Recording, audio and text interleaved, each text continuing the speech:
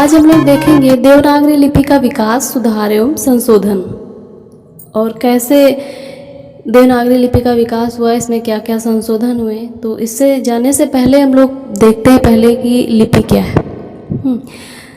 लिखित ध्वनि संकेतों को लिपि कहते हैं। और आपको बताएं कि अपनी अलग अलग भाषा में अपनी अलग अलग लिपियाँ होती हैं। जैसे कि अंग्रेजी में रोमन है, उर्दू में फारसी लिपि है, पंजाबी में गुरुमुखी लिपि है, तो हिंदी की भी अपनी लिपि है। तो आइए जानते हैं इसके बारे में। भारत की प्राचीनतम दो ही लिपि थी। भारत की प्राचीनतम दो लिपि थी, एक तो खरोष्ठी और एक ब्राह्मी। और आपकी अपनी जो हिंदी की देवनागरी लिपि है ये निकली है ब्राह्मी लिपि से। ब्राह्मी लिपि से इसका विकास हुआ और देवनागरी लिपि का प्रयोग हिंदी, मराठी, नेपाली भाषाओं को लिखने में प्रयोग होता है इसका। और भी अतिरिक्त कुछ भाषाएं जैसे संस्कृत, प्राकृत और अपभ्रंश, इनको लिखने में भी देवनागरी लिपि का ही प्रयोग होता है। देवनागरी लिपि के विषय में अनेक तथ्य हैं। लोगों ने अपने अलग अलग मत दिए हैं। कुछ लोगों ने कुछ माना है तो कुछ लोगों ने कुछ माना है। तो देवनागरी लिपि का समुचित विकास 8वीं शताब्दी में हुआ। ऐसा माना जाता है कि यह गुजरात के राष्ट्रकूट नरेशों की लिपि थी। और बहुत सारे तथ्य हैं, तो कुछ तथ्य हम आप लोग को बताते हैं कि कैसे क्या था, कैसे इसका विकास हुआ। जो जिससे निकली है देवनागरी लिपि, जिससे निकली है वो ब्राह्मी लिपि थी। तो ब्राह्मी लिपि जो था उसका रूपांतरण उसका जो क्षेत्र था, उसके क्षेत्रीय रूपांतरण बहुत थे, कई क्षेत्रीय रूपांतरण थे। तो एक उसमें से था उत्तरी शाखा, कई शाखाएं थी ब्राह्मी लिपि का, तो उसमें से एक शाखा थी उत्तरी, उसी में से जिसे नागरी कहते थे। उत्तरी शाखा को ही नागरी कहते थे।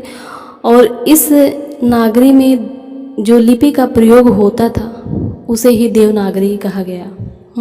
आप लोग समझ पाएंगे। जो ब्राह्मी लिपि थी उसके क्षेत्रीय रूपांतरण बहुत सारे थे, तो एक रूपांतरण, एक क्षेत्र उसका था उत्तरी शाखा। तो वहाँ पे जिस लिपि का प्रयोग किया गया उसे ही देवनागरी लिपि नाम दे दिया गया और उसी का विकास मान लिया गया। अब कुछ लोगों का मत क्या है कि यह गुजरात के नागर ब्राह्मणों की लिपि है। जो गुजरात में नागर ब्राह्मण हैं ये उनकी लिपि है। और कुछ लोगों का क्या मानना है कि जो इसकी लिपि, जो इसकी ध्वनियाँ हैं वो चौकोर हैं। और पहले देवताओं के जो मूर्तियाँ होती थी, जो यंत्र होते थे, वो भी चौकोर होते थे। इस आधार पे इसका नाम देवनागरी पड़ गया। और कुछ लोगों ने क्या माना है कि यह जो देवनागरी लिपि है यह संस्कृत देवों की भाषा है, इसके प्रयोग होने से इसका नाम देवनागरी पड़ा।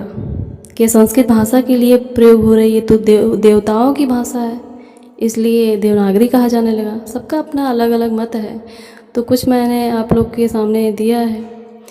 और ऐसे ऐसे बहुत सारे मत हैं देवनागरी की लिपि के बारे में, अपना अपना मत अलग अलग रूप में दिया है सब लोगों ने। तो आइए अब हम देखते हैं इसमें क्या क्या सुधार किया गया, क्या क्या संशोधन किया गया। ठीक है। देवनागरी लिपि में सुधार और संशोधन के जो प्रयास किए गए उन्हीं को देवनागरी लिपि का विकास माना जाता है और कहा भी जाता है। तो इसके अनेक तथ्य हैं, बहुत सारे तथ्य हैं, लेकिन इसमें से जो मुख्य तथ्य हैं, उल्लेखनीय हैं, जो कि प्रामाणिक हैं, वही हम आप लोग के सामने देते हैं कि क्या है। तो आइए देखते हैं। सबसे पहले देवनागरी लिपि का सुधार का प्रयास बम्बई के महादेव गोविंद रानाडे ने इसकी सुधार की समिति गठित की थी। वो कौन थे? महादेव गोविंद रानाडे, जो कि बम्बई, आज मुंबई कहा जाता है, वहीं के थे। उसके बाद महाराष्ट्र जो साहित्य परिषद पुणे है, ये लिपि सुधार की योजना बनाई और समिति गठित किया गोविंद रानाडे ने। ठीक है। उसके बाद 20वीं सदी के प्रारंभ में लोकमान्य तिलक ने अपने पत्र केसरी में लिपि सुधार की चर्चा की। एक ने समिति गठित की और दूसरे ने सुधार समिति की एक योजना बनाई और एक जो कि हमारे लोकमान्य तिलक हैं, वो अपने पत्रिका में केसरी में इसकी सुधार की चर्चा की। ठीक है, लेकिन सुधार किसने किया, सुधार करने का पहला प्रयास किसने किया, ये हम आप लोग को बताते हैं। इसके बाद क्या है कि वीर सावरकर, महात्मा गांधी, विनोबा भावे, काका कालेलकर और आचार्य नरेंद्र देव ने लिपि सुधार संशोधन के प्रयास किए।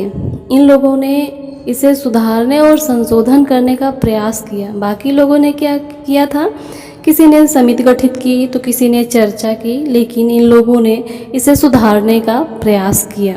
ठीक है, काका कालेलकर ने किया क्या, अ की 12 खड़ी जो है उसी का सुझाव दिया। इनका कहने का मतलब क्या था कि जो अ है इसी पे मात्राएं लगा दी जाएं, बाकी जो अन्य ये सब ध्वनियाँ हैं इन्हें निकाल दी जाएं। जैसा कि आप लोग के सामने है, अ में अ ह्रस्व है, दीर्घ में अ जोड़ दिया जाए, ई में अ में ही ई की मात्रा जोड़ दी जाए, ऐसे ऐसे अय में भी अ में ही अय की मात्राएं जोड़ दी जाए। इनका कहने का मतलब अ में ही पूरी 12 खड़ी जोड़ दी जाए, अन्य किसी ध्वनियों की कोई ज़रूरत नहीं है। इन्होंने ये काम किया।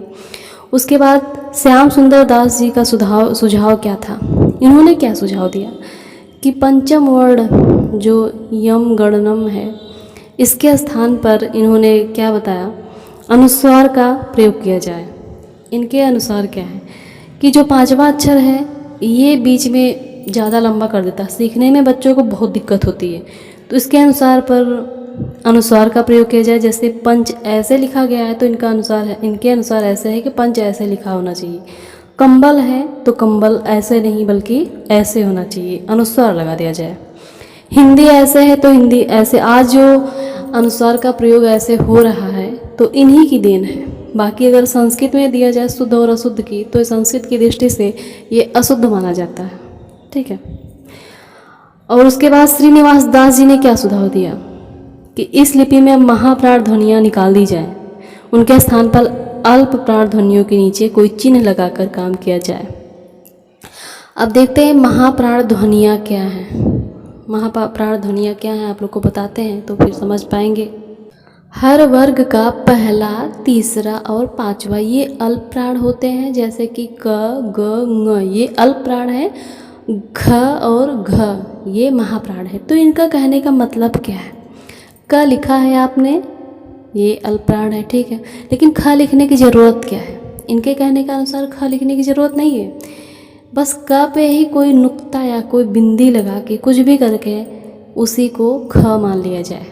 बच्चों को इससे सीखने में आसानी होगी और हमारी जो ध्वनियाँ हैं वो भी कम होगी। इन्होंने ये सुधार और सुझाव दिया, बस सुझाव दिया, सुधार इसी से काम चलाया जाए। इनका कहने का मतलब क के आगे कोई नुक्ता या कोई बिंदी लगा के ही काम चलाया जाए। उसके बाद 5 अक्टूबर 1941 को हिंदी साहित्य सम्मेलन प्रयाग ने लिपि सुधार समिति की बैठक आयोजित की। फिर एक बैठक हुई 1951 में, जिसमें मात्राओं के उच्चारण क्रम में लगाने की छोटी ई की मात्रा के आगे लगाने का प्रयास किया। उन्होंने बताया, सुझाव क्या दिया आपको बताते हैं हम। अगर प्र को प्र लिखा जाए, जैसे कि आप देख रहे हैं ये प्र लिखा गया है, उसके स्थान पे ये प्र लगाया जाए। स्र को स्र रूप में लिखने का सुझाव दिया। जो 5 अक्टूबर की बैठक हुई, इनके कहने का मतलब है जो स्र लिखा जा रहा है ये अलग से लिखने की क्या ज़रूरत है, इसे स्र लिख दें। प्र है ऐसे है तो ऐसे लिखने की क्या ज़रूरत, जो दो ध्वनियाँ पहले से विद्यमान हैं तो इन्हें अलग से लिखने की क्या ज़रूरत है। इनका सुझाव ये रहा। और ई की मात्रा को व्यंजन के आगे लगाने का इन्होंने सुझाव।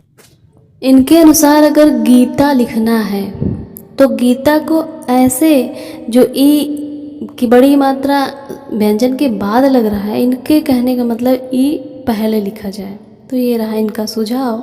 उसके बाद फिर क्या, 1947 में उत्तर प्रदेश सरकार ने आचार्य नरेंद्र देव की अध्यक्षता में लिपि सुधार गठित की, एक समिति गठित हुई। फिर 1947 में इनके प्रमुख सुझाव क्या थे, इन्होंने पहला सुझाव दिया कि अ की 12 खड़ी भ्रामक है।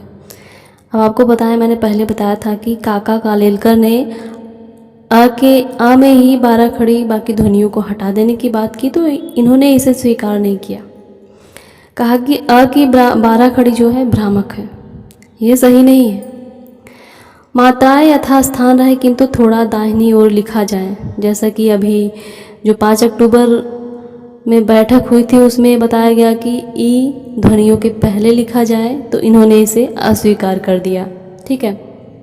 उसके बाद अनुस्वार एवं पंचम वर्ण के स्थान पर सर्वत्र अनुस्वार से काम चलाया जाए, इसको इन्होंने स्वीकार किया है, जो कि मैंने पहले बताया डॉक्टर श्याम सुंदर दास ने सुझाव दिया था, इसे स्वीकार किया गया। ठीक है। द्विविध लिखे जाने वाले अक्षरों में से निम्न को स्वीकार किया जाए, जैसे कि अ, ज, ध, भ और ल।